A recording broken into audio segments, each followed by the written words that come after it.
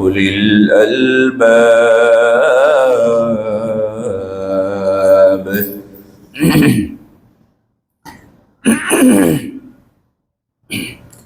عن أبي هريرة رضي الله تعالى عنه قال قال رسول الله صلى الله عليه وسلم من حج لله فلم يرفث ولم يفسق رجع كيوم ولدته أمه. رواه البخاري. وقال النبي صلى الله عليه وسلم ما أهل مهل قط إلا بشر ولا كبر مكبر قط إلا بشر. قيل يا نبي الله بالجنة؟ قال نعم. رواه ابن ماجه والترمذي.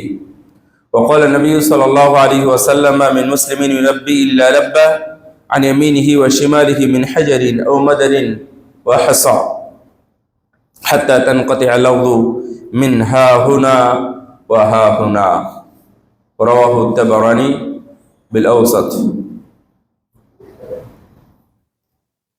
সম্মানিত মুসল্লিবৃন্দ, প্রশংসা মহান রব্বুল আলামিনের জন্য, যার অশেষ মেহেরবানিতে অশেষ কৃপায় আমরা জুমার সালাতে মসজিদে একত্রিত হতে পেরেছি।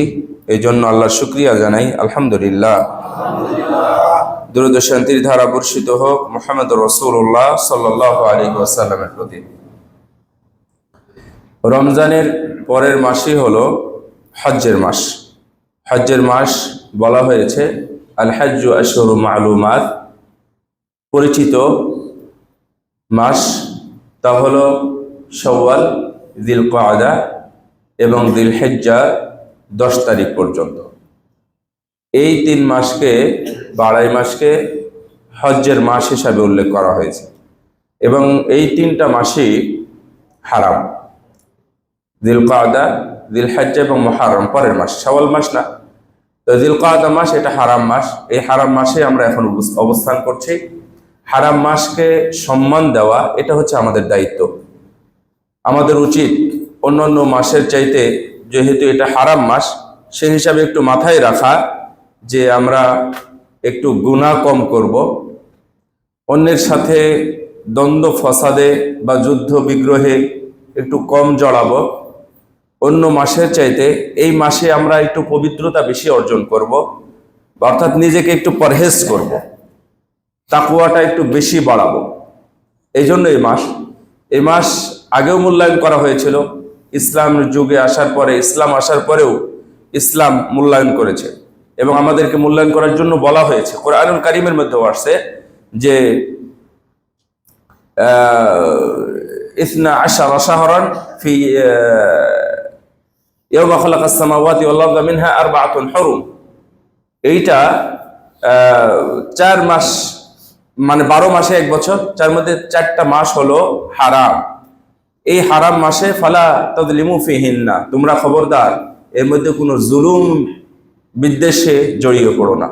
এটা আল্লাহর কথা, সেই হিসাবে এই মাসকে মূল্যায়ন করতে পারে। দ্বিতীয় কারণ হলো এটা হজ্জের মাস। আল্লাহর বান্দারা, আল্লাহর মেহমানবৃন্দ এই মাসে ইহরাম বাঁধা শুরু করেছে। লাব্বাইক বলে, আল্লাহুম্মা উমরাতান বা আল্লাহুম্মা হজ্জান বলে তারা ইহরাম বাঁধা শুরু করেছে। রাসূল সাল্লাল্লাহু আলাইহি ওয়াসাল্লামও এই যিলকাদা মাসেই ইহরাম বেঁধেছিলেন মদিনা থেকে হজ্জের জন্য। এই যিলকাদা মাসের 24 বা 25 তারিখে তিনি মদিনা জুল হুলাইফা থেকে লাব্বাইকা আল্লাহুম্মা হজ্জান ওয়া উমরাতান এটা বলে তালবিয়া শুরু করেছিলেন বা হজ্জের নিয়াত করেছিলেন।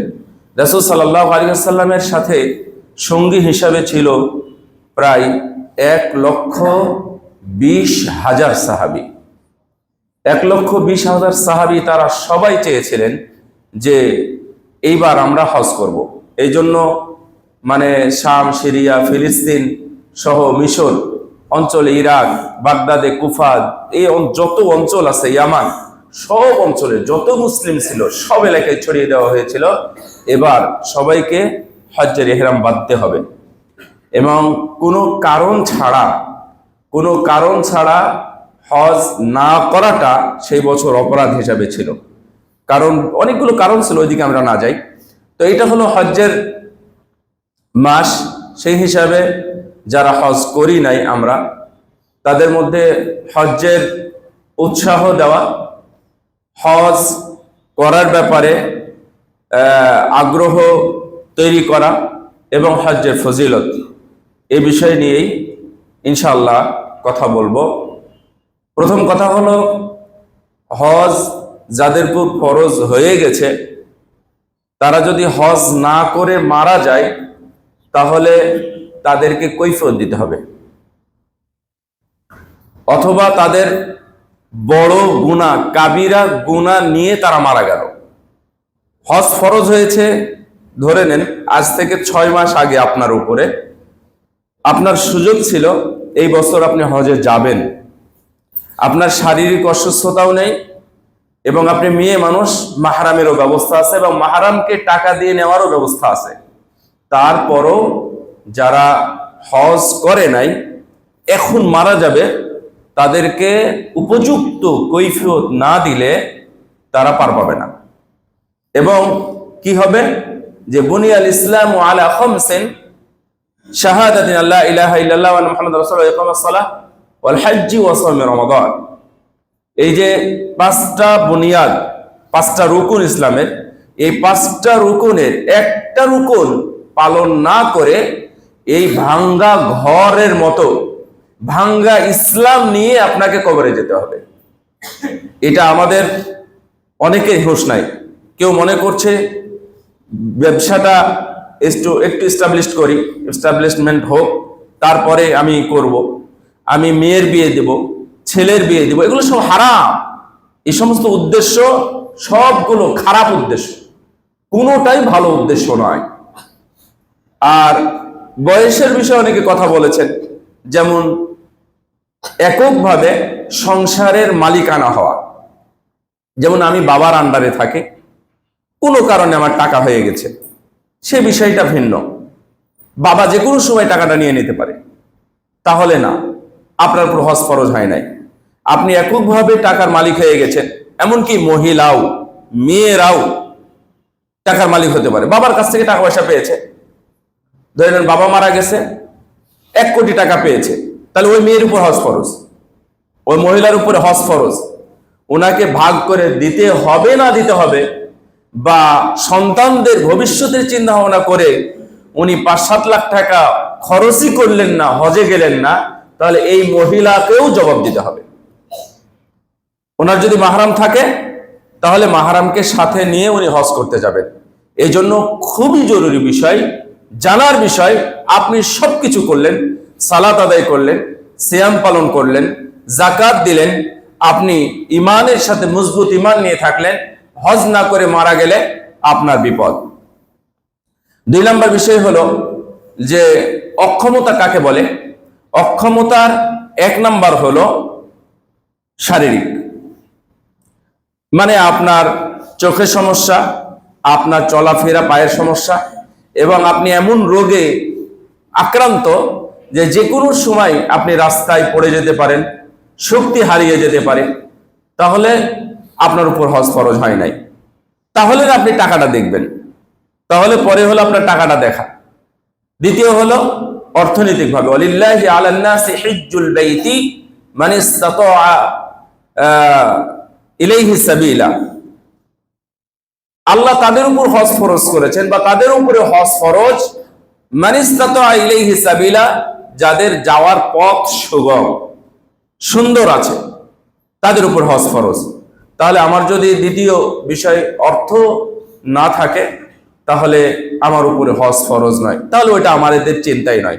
শুধুমাত্র বক্তব্যটা, যাদের হজ ফরজ হয়েছে যাচ্ছেন না, বা হজ করলেও আপনার চলবে, না করলেও চলবে, অর্থাৎ যেটা আছে আমার সংসার সাধারণভাবে চলে, কিছু যদি আমি বিক্রি করি তাহলে হজ করতে পারবো, তাদের জন্য আমি বলবো। রাসূল সাল্লাল্লাহু আলাইহি ওয়াসাল্লাম বলছেন, মান হাজ্জা লিল্লাহি ফালাম ইয়ারফুস ওয়া লাম ইয়াফসুক।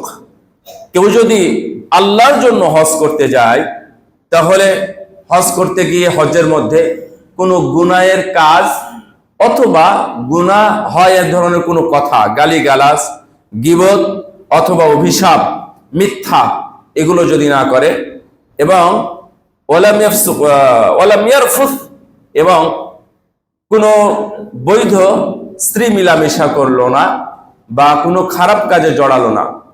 মানে হারামের সময় ইহরাম অবস্থায় যেটা করা নিষেধ সেগুলো যদি না করে, তাহলে ও যেই দিন হজ শেষে বাড়ি ফিরে আসবে, রাসূলুল্লাহ সাল্লাল্লাহু আলাইহি ওয়াসাল্লাম বললেন একটা নিষ্পাপ শিশু যেদিন জন্মগ্রহণ করে, যার কোনো পাপ নাই, ও হাজী সাহেবও যেদিন বাড়ি ফিরে আসবে সেই দিন সে নিষ্পাপ অবস্থায় বাড়ি ফিরে আসবে। সুবহানাল্লাহ, এইটা অনেক বড়। রাসূলুল্লাহ সাল্লাল্লাহু আলাইহি ওয়াসাল্লাম বলেছেন আল হজ্জুল মাবরুর লাইসা লাহু জাযাউন ইল্লাল জান্নাহ। কারো যদি হজ মাবরুর মানে মকবুল, কারো হজ যদি কবুল হয়ে যায় তাহলে তার অন্য কোনো প্রতিদান আর দরকার নেই, সরাসরি তার একটাই প্রতিদান, তা হলো জান্নাত। সুবহানাল্লাহ। তাহলে আপনি এই প্রতিদানটাকে, এই পুরস্কারটা দুনিয়াতে আপনি নিশ্চিত করেন। তবে এই হজটাকে মাবরুর হতে হবে। মাবরুর হজ হওয়ার জন্য যে হাদিসের ছোট্ট শর্ত আছে, তা হলো যে তাকওয়া থাকা, মানে পরহেজগারিতা থাকা, ইখলাস থাকা, তারপরে হজ্জের মধ্যে গিয়ে কোনো অযথা তর্ক বিতর্কে জড়ানো, হজ্জের মাহজুরাত যেগুলো আছে, যেগুলো করলে হজ বিনষ্ট হয়, দম লেগে যায় বা কোনো সমস্যা হয়, এগুলো থেকে যদি মুক্ত থাকে, এবং ইহরাম অবস্থায় যদি স্ত্রীর সাথে মিলিত না হয়, তাহলে তার হজটাকে হজ্জে মাবরুর বলা হয়েছে।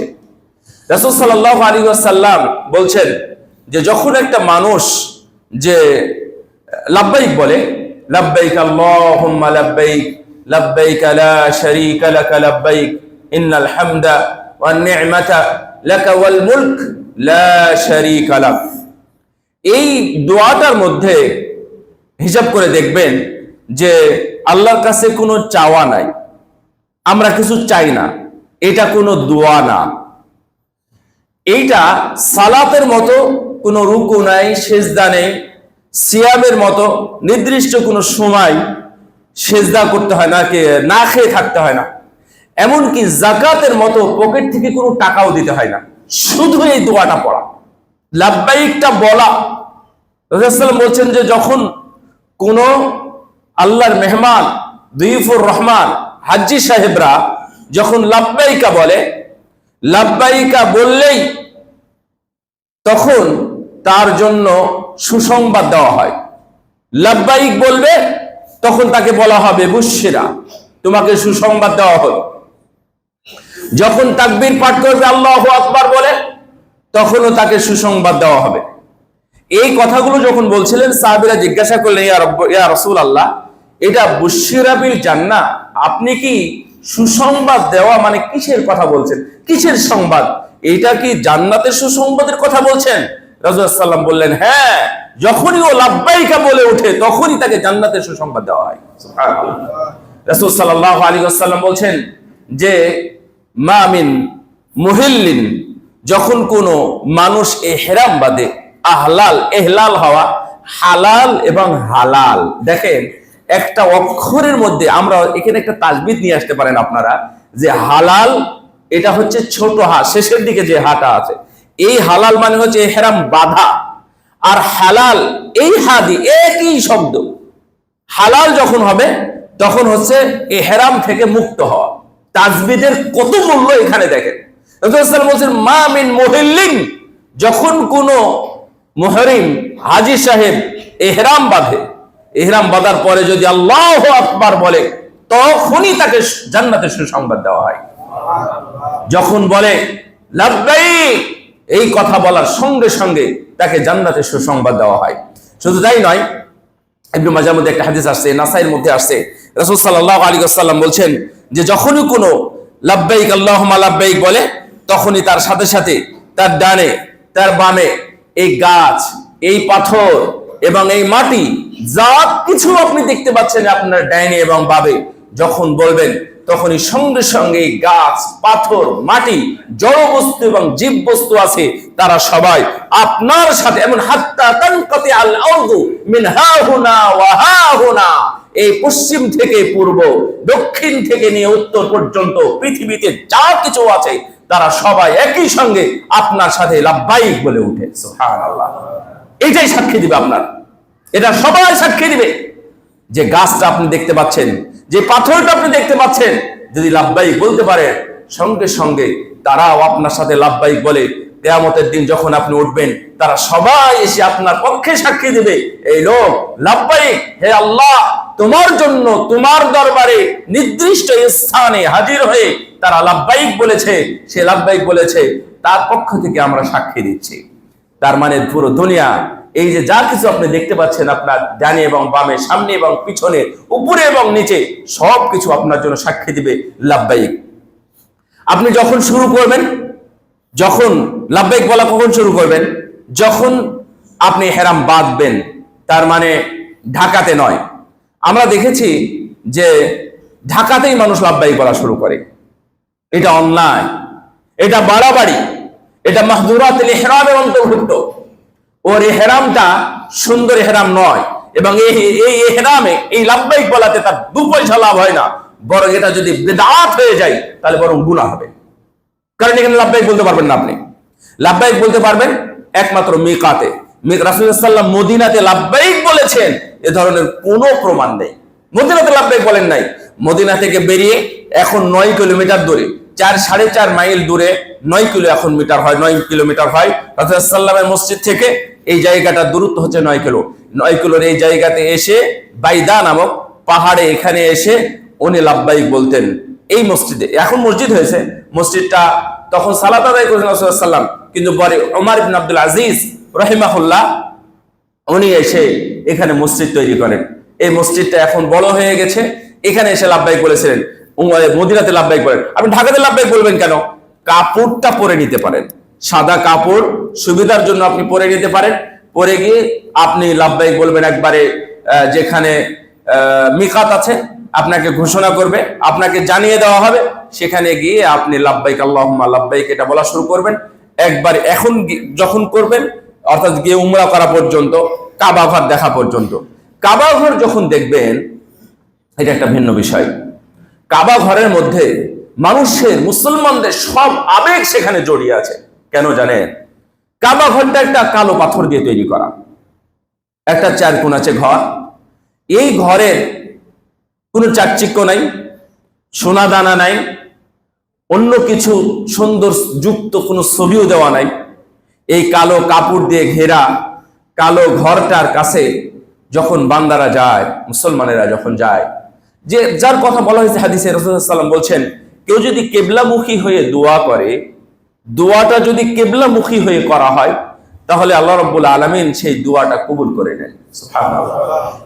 কিবলামুখী হয়ে দোয়া মানে এখান থেকে, কিবলামুখী হয়ে দোয়া মানে হচ্ছে আমেরিকা থেকে, কিবলামুখী হয়ে দোয়া মানে হচ্ছে ইউরোপ থেকে, জাপান থেকে, কানাডা থেকে, অস্ট্রেলিয়া থেকে, দুনিয়ার বিভিন্ন জায়গা থেকে আপনি কিবলামুখী হয়ে দোয়া করলে দোয়া কবুল হয়।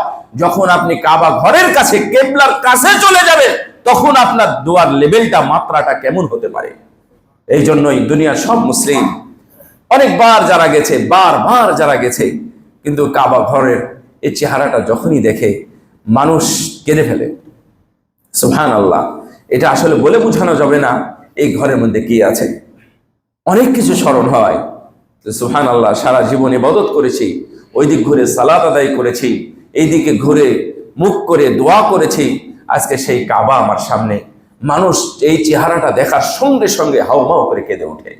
কাদার পরে সেখানে যদি কেউ দোয়া করে, আল্লাহ রাব্বুল আলামিন তার দোয়াটা সঙ্গে সঙ্গে কবুল করে নেন। এটা একটা সুন্দর জায়গা। সেখানে গিয়ে আপনি শুধুই ঘুরবেন, নির্দিষ্ট জায়গা থেকে, নির্দিষ্ট স্থান থেকে নির্দিষ্টভাবে দোয়াগুলো আছে সেগুলো পাঠ করে 7 বার ঘোরার পরে 2 রাকাত সালাত আদায় করবেন। 2 রাকাত সালাত আদায় করে চলে যাবেন মাসার দিকে বা সাইর দিকে। সাই করার পরে আপনার চুল কাটলেই উমরাটা সম্পন্ন হয়ে গেল। আপনি একেবারে হালাল, পূর্ণ হালাল হয়ে গেলেন।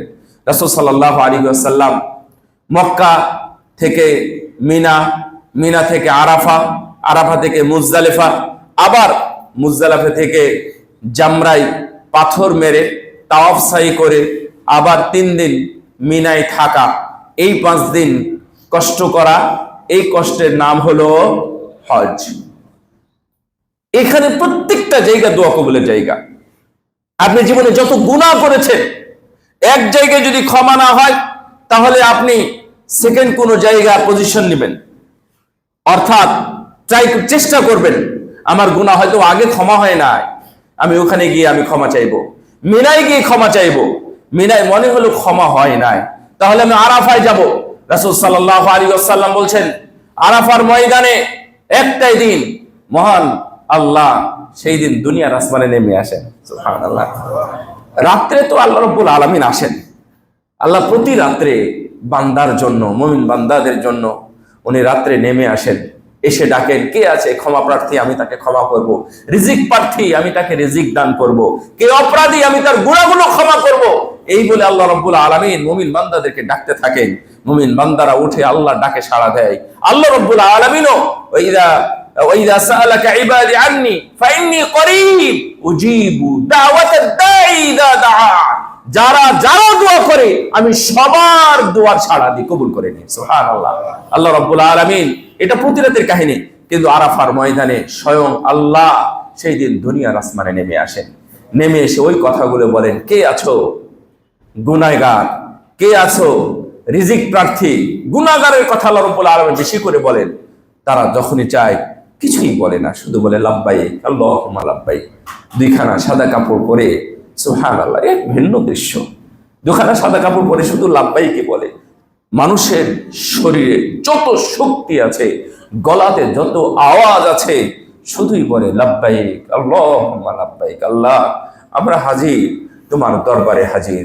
লাব্বাইক আল্লাহুম্মা লাব্বাইক লা শারীকা লাকা লাব্বাইক, আমি হাজির, তোমার কোনো শরীক নাই। এই যে তাওহীদের সাক্ষ্য দেওয়া সেই দিন আরাফার ময়দানে, এটা এই দৃশ্য মানে আর তুলনা হয় না, কিছুই নাই।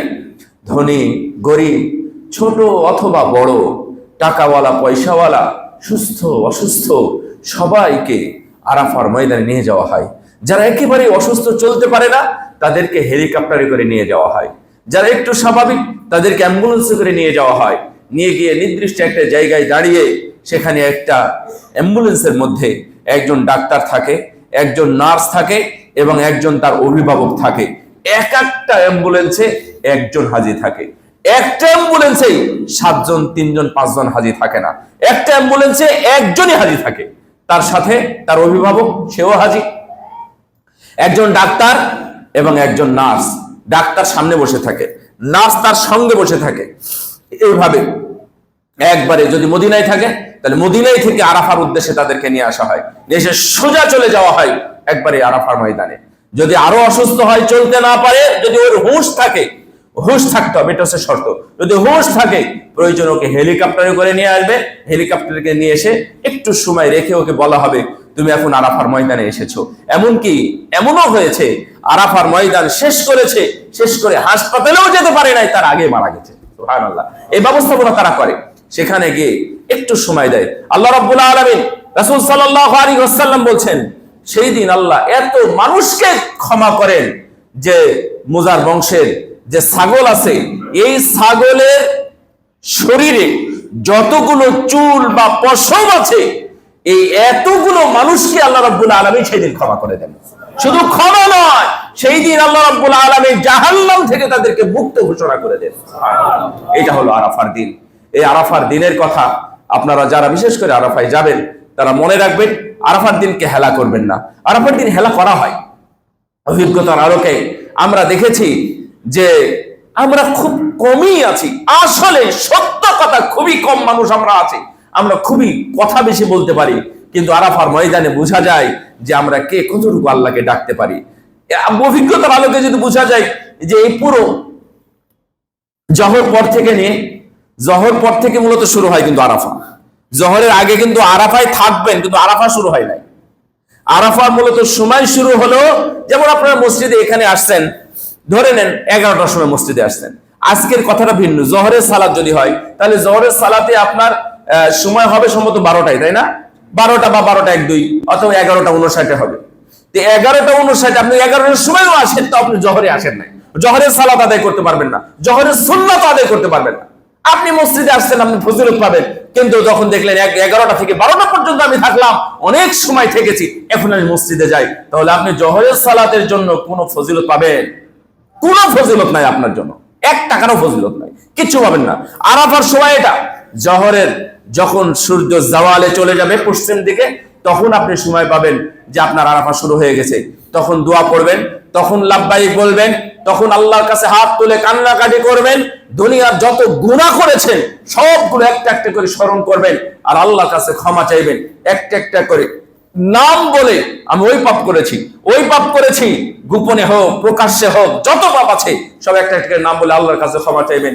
ইনশাআল্লাহ আল্লাহ রাব্বুল আলামিন আপনাকে ক্ষমা করবেন। আল্লাহ রাব্বুল আলামিন বলেন, আল হাজ্জু আশহুরুম মালুমাত ফামান ফারাদা ফীহিন্নাল হাজ্জ ফালা রাফাথা ওয়ালা ফুসুকা ওয়ালা জিদালা ফিল হাজ্জ ওয়ালা জিদালা ফিল হাজ্জ وما تفعلوا من خير يعلمه الله وتزودوا فإن خير الزاد التقوى واتقون يا أولي الألباب। হজ্জের মধ্যে এক নম্বর বিষয় হলো তাকওয়া। হজ্জের এক নম্বর বিষয় হলো তাকওয়া, সালাতের এক নম্বর বিষয় হলো তাকওয়া, কুরবানির এক নম্বর বিষয় হলো তাকওয়া, সিয়াম এক নম্বর বিষয় হলো তাকওয়া, যাকাত এক নম্বর বিষয় হলো তাকওয়া। তাকওয়া ছাড়া হজ কেন, সালাত কেন, কোনো আমলই আল্লাহর দরবারে কবুল হবে না। ইন্নাল্লাহা লা ইয়াকবালু মিনাল আমাল ইল্লা মা কানা লাহু খালিসান উবতুগিয়া বিহি ওয়াজহু। মনে রেখো ও আমার সাহাবীরা, একজন সাহাবী এসে জিজ্ঞাসা করলেন যে এই লোকটা যুদ্ধ করতেছে, তার মধ্যে তাকওয়া নাই, আল্লাহর জন্য করে না, দুনিয়ার জন্য জান্নাতে একসাথে করে, দুনিয়াও চাই আবার আখিরাতও চাই, তার জন্য কি হবে? আল্লাহ বললেন না, তার কিছুই হবে না, কারণ ইন্নাল্লাহা লা ইয়াকবালু মিনাল আমাল ইল্লা মা কানা লাহু খালিসান উবতুগিয়া বিহি ওয়াজহু। আল্লাহর জন্য কোনো আমল করা যদি না হয় তাহলে সেই আমল আল্লাহ রাব্বুল আলামিন কবুল করেন না, তাহলে কবুল হবে না, আপনার হজও কবুল হবে না। আল্লাহ এই জন্য বলছেন তাযাওয়াদু ফা ইন্না খায়রাজ যাদি তাকওয়া। ও হাজী সাহেবরা, তোমরা তোমাদের পাথর কালেকশন করো, তোমাদের ব্যাগ গোছাও, পাসপোর্ট নাও, ভিসা নাও, টিকিট নাও, ব্যাগ নাও, কাপড় নাও, ইহরামের পোশাক নাও, চিরা নাও, মুড়ি নাও, খাবার নাও, আরো কিছু নাও, কিন্তু এক নাম্বার তোমরা ওই ডলার নাও। এক নাম্বার আমরা মনে করি আমরা কিছু রিয়াল নিই, কিন্তু এটা এক নাম্বার নয়। আল্লাহ বলছেন তাকওয়াটা হলো এক নাম্বার।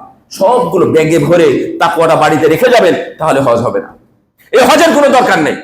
আর আমরা দেখেছি এই তাকওয়াটাই তারা ফেলে যায়। সব কিছু আছে, একটা মহিলার পর্দাটা কি ফরজ না? পর্দাটা ফরজ কোন কোন লেভেলের ফরজ বলেন তো দেখি? যে সালাত আদায় করলাম মানে পর্দা না করলেও হবে, এটা কি মনে করেন আপনারা কেউ? তাহলে কি লাভ? যারা বেহায়ার মতো চলাফেরা করে মক্কা মদিনায় গিয়ে, তারা কোন কোয়ালিটির হজ করে উমরা করে, এটা তাদের খেয়াল রাখা উচিত। আমি একটা বিষয় ধরে টান দিলাম, যখন আপনি এগুলো কাটলেন অর্থাৎ মাথার চুল কাটলেন, সাথে আপনি দাড়িটাও কেটে আসলেন, আপনি কোন তাকওয়া নিয়ে গেছেন 8 লাখ টাকা খরচ করে?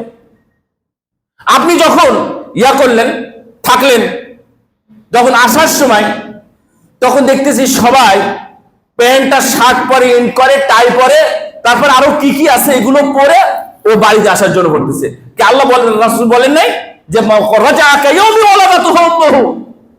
তো গুনাহ ওখানে ছুঁয়ে আসবেন আপনি, ওখানে আপনি হাত ইশারা করেছেন হাজরে আসওয়াদের সাথে, হাজরে আসওয়াদের সাথে স্পর্শ করেছেন, আপনি সময়ে বা সুযোগে আপনি সেখানে চুমু দিয়েছেন।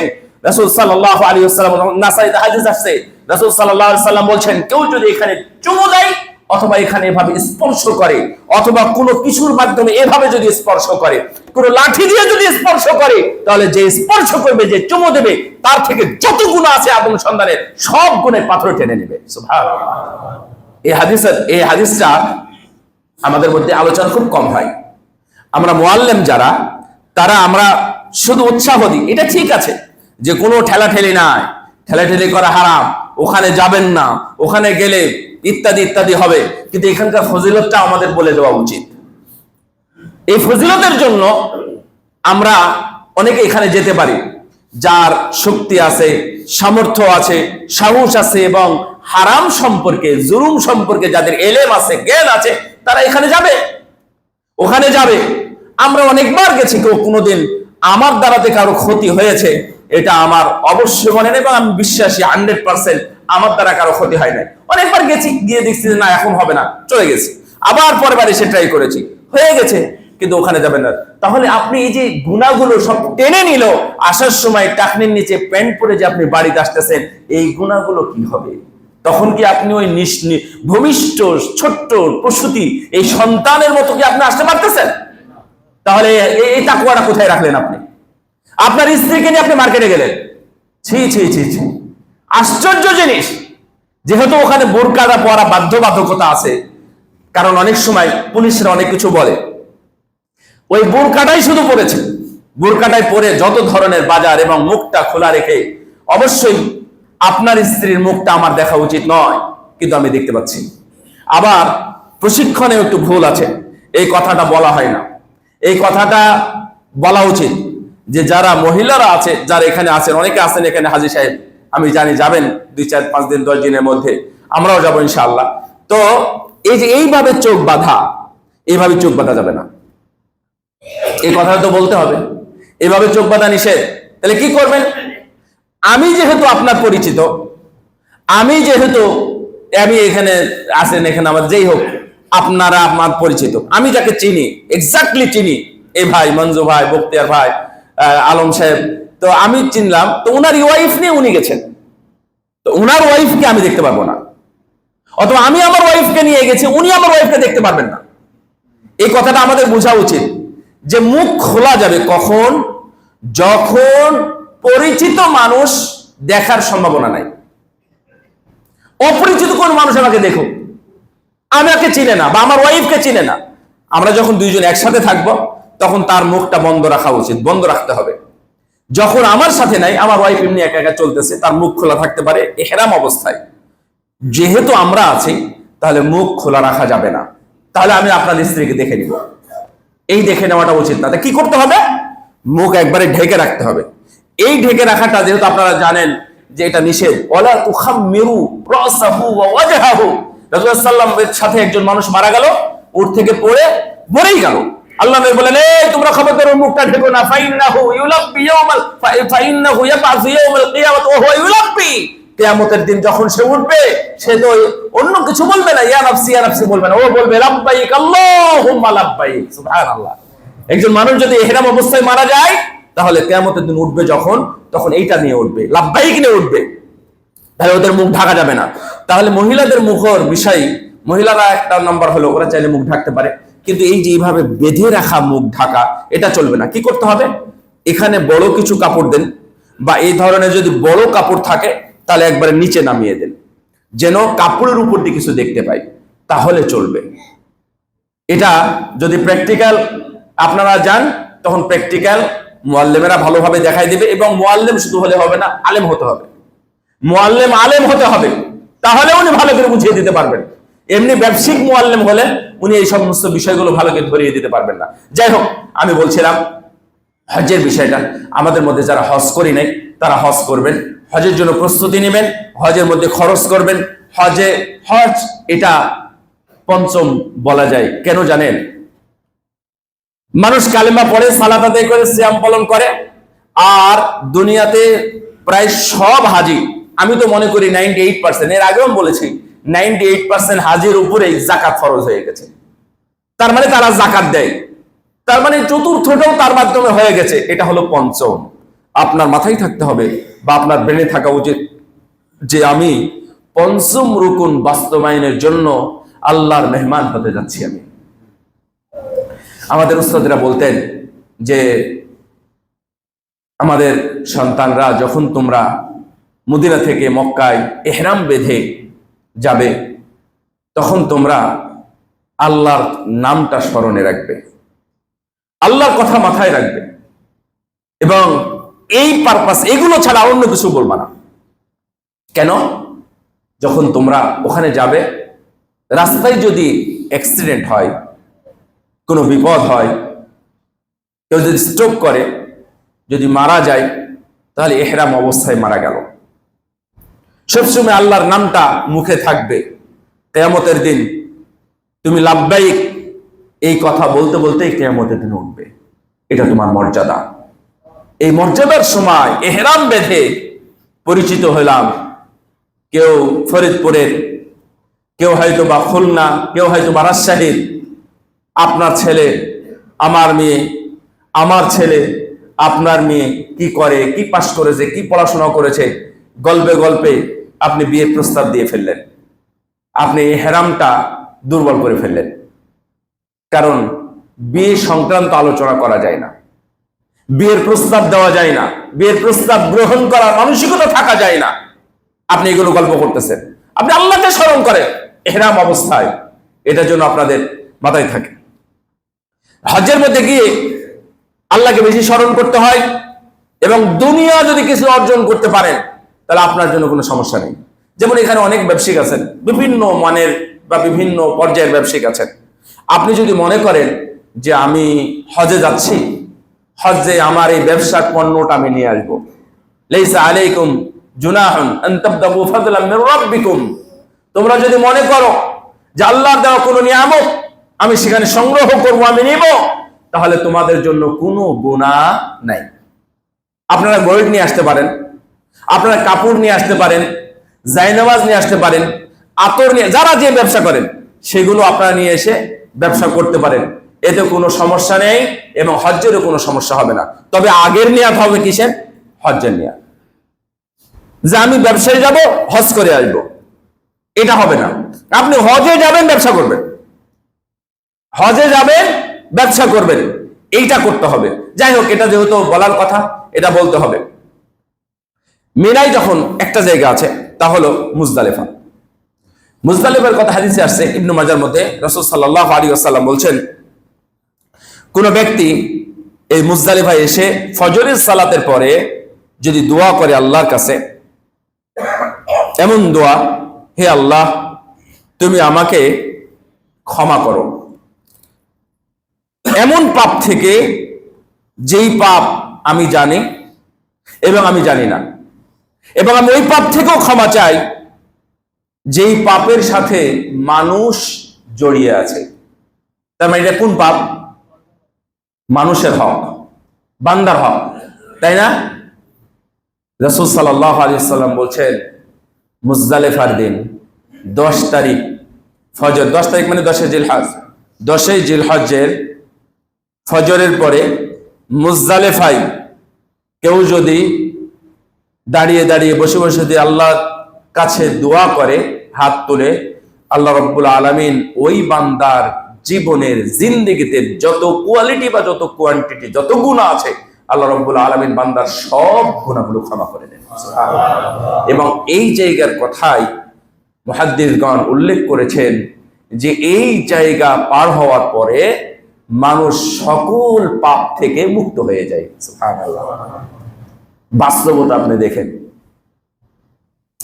যদি এবছর মনে হয় 87,000 সামথিং এরকম কিছু হবে, 87,000 হাজি বাংলাদেশ থেকে যাচ্ছে। অভিজ্ঞতা বলে ভিন্ন। আপনাদের এখান থেকে অনেকে যাচ্ছে, ওনাদের কিছু মিলাই নিতে বলবেন। ম্যাক্সিমাম হাজিরা মুজদালিফায় ফজরের সালাতি আদায় করে না। আপনারা যখন ইন্টারভিউ দিতে চান কোনো চাকরির, একটা মাথায় রাখার দরকার। তো ইন্টারভিউ দিতে যান, তখন জাস্ট আপনাদের যেটা মুখ্যম সময় তা হলো ইন্টারভিউ বোর্ডে ফেস করা, তাই না? তো আপনি সকাল 9টায় গেছেন, 12টা পর্যন্ত অপেক্ষা করছেন। 12টা পর্যন্ত অপেক্ষা করার পরেও যখন আপনার নাম আসতেছে না, তখন আপনি 3 ঘন্টা বা 4 ঘন্টা থেকে সেখান থেকে আপনি ব্যাক করলেন, চলে আসলেন, তাহলে আপনি ইন্টারভিউ বোর্ডে ফেস করেন না। এই মর্যাদাটা আপনি ওখানের চাকরিটা কেমনে পাবেন এটা জানতে হবে, এবং যে কোনো মূল্য বাস্তবায়ন করতে হবে। হজ্জের ময়দান হারানোর ময়দান না, মনে রাখবেন এটা। হ্যাঁ, এর অর্থ হচ্ছে হারানো না, বাংলাদেশ যদি হারায় যান আপনি নাও পেতে পারেন, আপনি নাও পাওয়া যেতে পারে। হজ্জের ময়দানে হাজি হারিয়ে গেছে, পাওয়া যায় না, এই ধরনের ইতিহাস এখন হয়নি। হ্যাঁ, বড় দুর্ঘটনা ঘটেছে, পাওয়া যাচ্ছে না, তাহলে বুঝবেন হয়তো সে মারা গেছে। যেমন 2015 সালে হয়েছে, অনেক হাজিকে খুঁজে পায় নাই, তার মানে ও মারা গেছে। হজ্জে 2015 সালে 2বার দুর্ঘটনা ঘটছে। একবার হলো ক্যারেন দুর্ঘটনা, যেটা একবারে তাওয়াফ মাতাফে কাবা ঘরের মধ্যে, কাবা ঘরের সাথে, আর আরেকটা হলো মিনাই। দুইটা দুর্ঘটনা ঘটছে একই বছরে।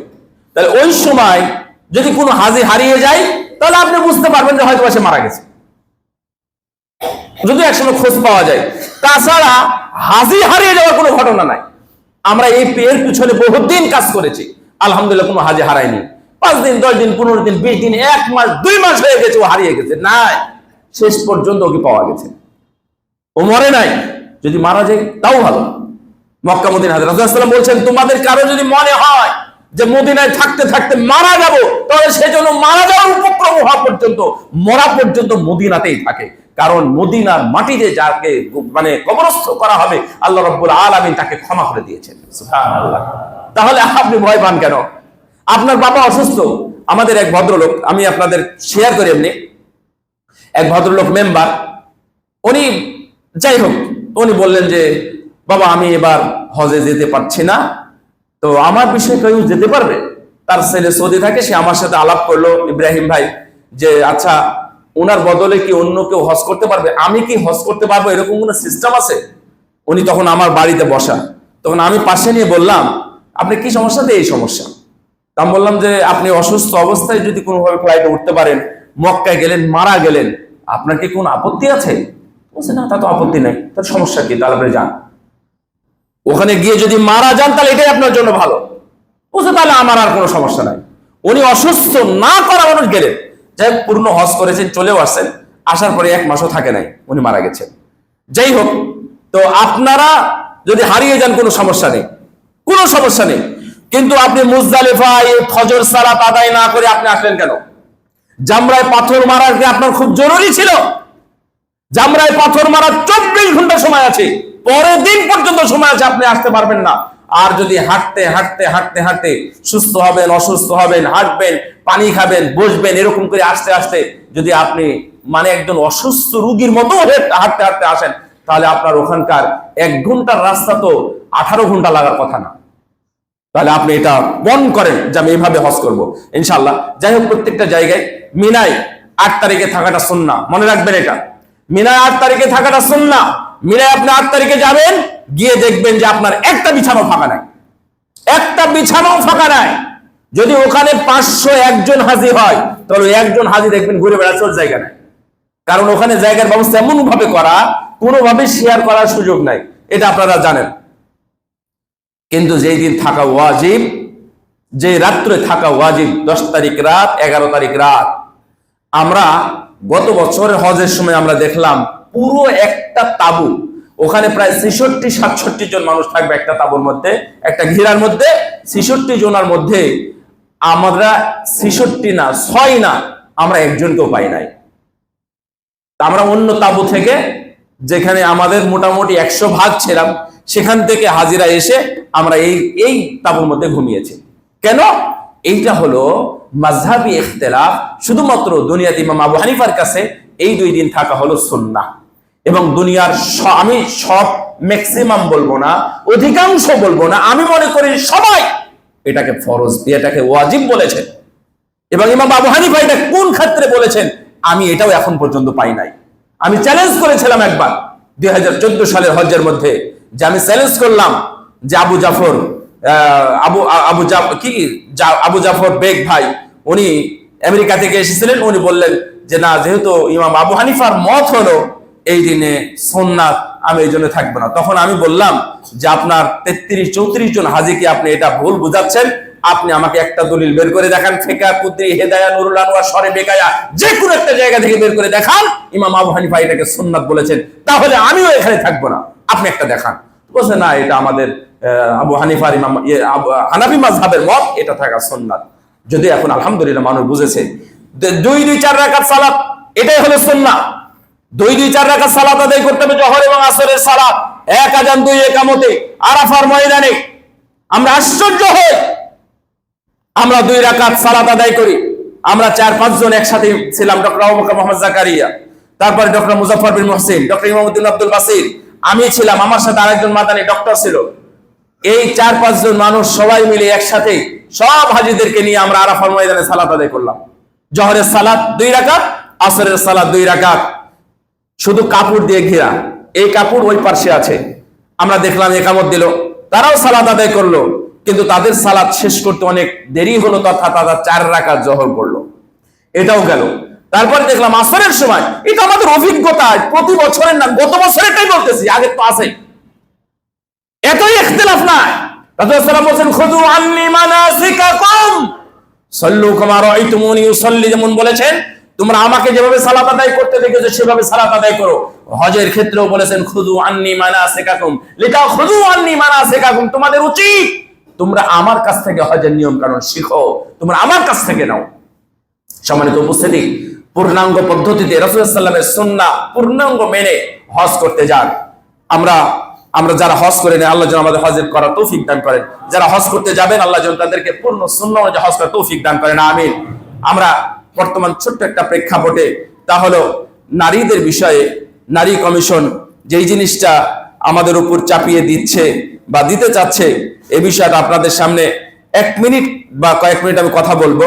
যে নারী অধিকার দেওয়ার জন্য আল্লাহ বলেছেন, ইয়া আইয়ুহান নাসু তাকু রাব্বাকুম, ইয়া আইয়ুহান নাসু তাকু রাব্বাকুম আল্লাযী খালাকাকুম মিন নাফসিন ওয়াহিদা ওয়া খালাকা মিনহা যাওজাহা ওয়া বাসসা মিনহুমা রিজালান কাসীরা ওয়া নিসা ওয়াত্তাকুল্লাহা আল্লাযী তাসাআলুনা বিহি ওয়াল আরহাম ইন্নাল্লাহা কানা আলাইকুম রাকীবা। আল্লাহ রাব্বুল আলামিন সকল মানুষকে উদ্দেশ্য করে বলেছেন, তোমরা তোমাদের রবকে ভয় করো, যিনি তোমাদের সৃষ্টি করেছেন এবং একজন পুরুষ থেকে নারী অথবা তাদের দুইজন থেকে অতঃপর তাদের দুইজন থেকে সমস্ত মানবকে তৈরি করা হয়েছে। তার মানে শুধু আদম থেকে আমরা তৈরি নয়, তাই না? আদম এবং ওয়াবাসসা মিনহুমা, এই আদম এবং হাওয়া থেকে আল্লাহ এটা বলেছেন, আল্লাহ বলেননি শুধু আদম থেকে। তার মানে এখানে নারীর গুরুত্ব প্রথম থেকে শুরু থেকে আছে। আল্লাহ রাব্বুল আলামিন নিজ হাতে তৈরি করেছেন আদমকে, তৈরি করার পরে সেখান থেকে হাওয়াকে করেছেন, এবং এই আদম ও হাওয়া থেকে সমস্ত মানব জাতিকে তৈরি করা হয়েছে। তাহলে নারীর মর্যাদা শুরু থেকে আছে। নারীর মর্যাদা বিষয়ে আপনাকে আলাদা করে মর্যাদা দিতে হবে না। শোনেন, মর্যাদা আল্লাহর পক্ষ থেকে আসে, মর্যাদা আল্লাহর পক্ষ থেকে আসে। সবাই মিলে যদি মর্যাদা দিতে চায় আর ও যদি মর্যাদাবান না হয়, তাহলে একদিন সে লাঞ্ছিত হয় এবং অপমানিত হয়। আমার কথা কি বুঝতে পারতেছেন?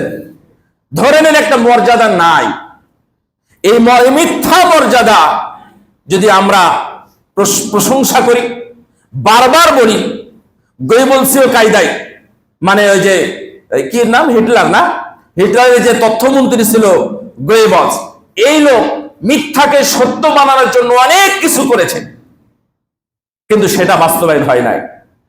আমরা আগের যুগেও সরকারের মহোদয়দের সরকারের মধ্যে থেকে দেখেছি, যেটা হয় নাই সেটা বারবার প্রচার করি, সত্যকে মিথ্যা এবং মিথ্যাকে সত্য করার, বাস্তবায়ন করার অনেক প্রচেষ্টা, প্ররোচনা এবং প্রচারণা, প্রসার চালানো হয়েছে, কিন্তু একদিন সত্যটা মানুষ জানতে পেরেছে। 5ই মের হত্যাকাণ্ড সম্পর্কে মানুষ যেমন জানে, বিডিআর হত্যাকাণ্ড সম্পর্কেও মানুষ যেমন জানে, যতই প্রচার করুক, প্রসার করুক, সত্যটাকে একদিন বেরিয়ে এসেছে এবং আসবেও। অনুরূপভাবে যত যাই কিছু বলেন না কেন, মর্যাদা যেটা নাই সেই মর্যাদা নিয়ে টানাটানি করেন কেন? নারীর মর্যাদা ইসলাম দিয়েছে, সেটা আপনারা গ্রহণ করেন। কাপড় চোপড় খুলে মহিলারা রাস্তায় নেমে মর্যাদা দাবি আদায় করবে, এই মর্যাদা আল্লাহ রাব্বুল আলামিন দেন না, ইসলামও দেন না। কারণ ইসলাম বলেছে তুমি ঘরের মধ্যে থাকো, তাহলে তোমাকে মর্যাদা দেওয়া হবে। এটা আমরা যত দ্রুত বুঝবো ততই ভালো। আজকে আমরা রাস্তায় শুধু ওখানে গিয়ে দাঁড়াবেন, মেয়েদের একটা প্রবণতা খুব বেড়ে গেছে, আমাদেরই সন্তান, এই মুসল্লিদেরই সন্তান, শুধুমাত্র নিচে একটা কাপড় পরেছে, উপরে একটা গেঞ্জি পরেছে। আস্তাগফিরুল্লাহ, আমরা 2 বছর আগেও এই জিনিসটা দেখি নাই। 5 বছর আগে আপনি খুঁজেও পাবেন না। আর এখন রাস্তায় দাঁড়ালে 10টা মেয়ের মধ্যে অন্তত 3টা 4টা মেয়ে দেখবেন শুধু গেঞ্জি পরে রাস্তায় ঘোরাঘুরি করতেছে, শুধু শার্ট পরেছে। এটা কি মর্যাদা? নারী কমিশন যাদেরকে তৈরি করেছে, আমি সরকার বাহাদুরকে আমাদের মাধ্যমে, এই খুতবার মাধ্যমে বলতে চাই, নারী কমিশন তৈরি করেছেন। এই দেশে মুসলিমদের দেশ, অধিকাংশ মানুষ মুসলিম, আমরা যারা আছি, আমার বোধের পর্দার দরকার আছে, আমার মেয়ের উপরে পর্দা করবে, আমার মা পর্দা করবে, আমার বোন পর্দা করবে, তাহলে পর্দানশীল নারীদের সংখ্যা বেশি হবে, অবশ্যই বেশি হবে। আপনি গতকালকে দেখলাম 8টা 10টা 10-11 জনকে কমিশনে যোগ করা হয়েছে, একজন মানুষও দেখলাম না যে একজন সুশীল ভালো ইসলামপন্থী একজন নারী কমিশনের মধ্যে নাই। ওদের দ্বারা আপনি কি পাবেন? সেইখানে কমিশনে কত কিছু যে যুক্ত করেছে, সেই যুক্ত করে মানে তৈরি করেছে যে তাদের সমান অধিকার, সমান অধিকার যেখানে দিয়েছে সেখানে সমান অধিকার নয়, অধিকার অনেক জায়গায় বেশি আছে, তাদের সম্মান আছে। আপনি হিন্দুদের মধ্যে যান, হিন্দুদের মধ্যে নারীদের কোনো অধিকার ছিল না, এখনো নাই। খ্রিস্টানদের মধ্যে যান, তাদের মর্যাদা ছিল না, এখনো নাই। ইহুদিদের অবস্থা এটা আমরা আগে জানি, যারা হাদিস পড়েছে তারা আগে জানে। ইহুদি নাসারাদের মধ্যে নারীদের মর্যাদা নাই। আমাদের নারীদের অন্যতম একটা অংশ হলো, অবিচ্ছেদ্য অংশ, তাহলে তারা ঋতুবর্তী হয়। মাসে 3 দিন 5 দিন 7 দিন 8 দিন 10 দিন পর্যন্ত তারা হায়েজ অবস্থায় থাকে। এই যে হায়েজ অবস্থায়, এই ঋতুবর্তী অবস্থায় তাদেরকে মূল্যায়ন করা হয় না। যখন স্বামী মারা যায় তাদেরকে সহ মেরে ফেলা হতো। এই নারীদেরকে হিন্দু ধর্মে ইসলাম এসে সবগুলোকে মূল্যায়ন করেছে, নারীদের মর্যাদা দিয়েছে। আগে সেই যেই নারীদেরকে যেই নারীদেরকে মানে একাধিকভাবে বিবাহ করত, একাধিক বিবাহ করত, কোনো গণনা ছিল না, সেখানে ইসলাম এসে লিমিট করে দিয়েছে। যার ইচ্ছা, আপনার কাছে আপনার সাথে আমার বন্ধুত্ব, তো বন্ধুত্বের খাতিরে একজন স্ত্রীকে তাকে গিফট করে দিল, কোনো কথা নাই। অথবা ভালো লাগে না, সে তাকে বাড়ি যেতে বললো, কিচ্ছু করার নাই, তার অধিকার। এখনো মহিলা, আপনি হিন্দু মহিলাদের, তখন আমরা বুঝলাম এই কমিশন গুলো নারীদের অধিকার প্রতিষ্ঠা করতে যাচ্ছে, তার মানে ওরা হিন্দু, ওরা হিন্দুর মতো। কারণ হিন্দুদের কোনো মর্যাদা নেই, ওদের কোনো অধিকার নেই। অধিকার বাস্তবায়নের জন্য বলতে সমান অধিকার লাগবে, আর অধিকার আগে প্রতিষ্ঠা করো, তারপরে তুমি সমান অধিকার নাও। অধিকারই নাই, তারা কোনো জিনিসই পায় না। তারা ওয়ারিসি সম্পত্তি পায় হিন্দুরা, তাদের ওয়ারিসি সম্পত্তি নাই, বিয়ে পর্যন্ত শেষ। বিয়ের সময় একটা ভর্তি করে কিছু মাটি কাটি ইত্যাদি দিয়ে দিল, বাস, এটাই হলো তাদের অধিকার। আর ইসলাম মর্যাদা দিয়েছে। ইসলাম বিয়ের সময় তাদের মোহরের ব্যবস্থা করেছে ইত্যাদি। ওয়াইদাল মাউউদাতু সুইলাত, নারীর মর্যাদা। রাসূলুল্লাহ সাল্লাল্লাহু আলাইহি ওয়াসাল্লাম নারীদের ব্যাপারে মহব্বত করতেন। রাসূলুল্লাহ সাল্লাল্লাহু আলাইহি ওয়াসাল্লাম এই যে খুতবায় বাচ্চা কোলে নিয়ে খুতবা দিতেন, এরকম হাদিস শুনছেন না আপনারা? গল্প শুনেছেন? এটা কে জানেন? এটা রাসূলুল্লাহ সাল্লাল্লাহু আলাইহি ওয়াসাল্লামের মেয়ের মেয়ে, জাইনাবের মেয়ে। এর নাম কি? কে জানে?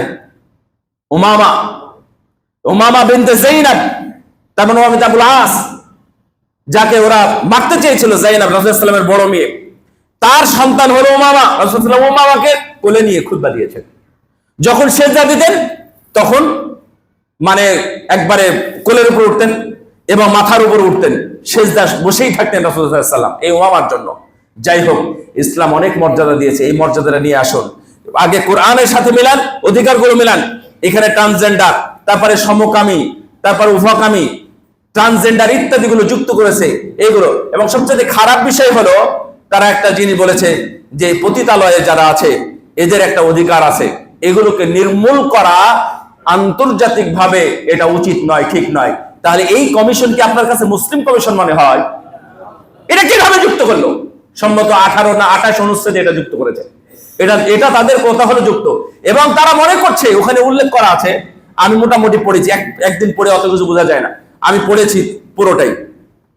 তো ওখানে তারা একটা জিনিস বলেছে যে ধর্মের সাথে নারীদের একটা সমস্যা আছে, এই জন্য নারীকে মর্যাদা দিতে গিয়ে ধর্মকে মূল্যায়ন করা যাবে না।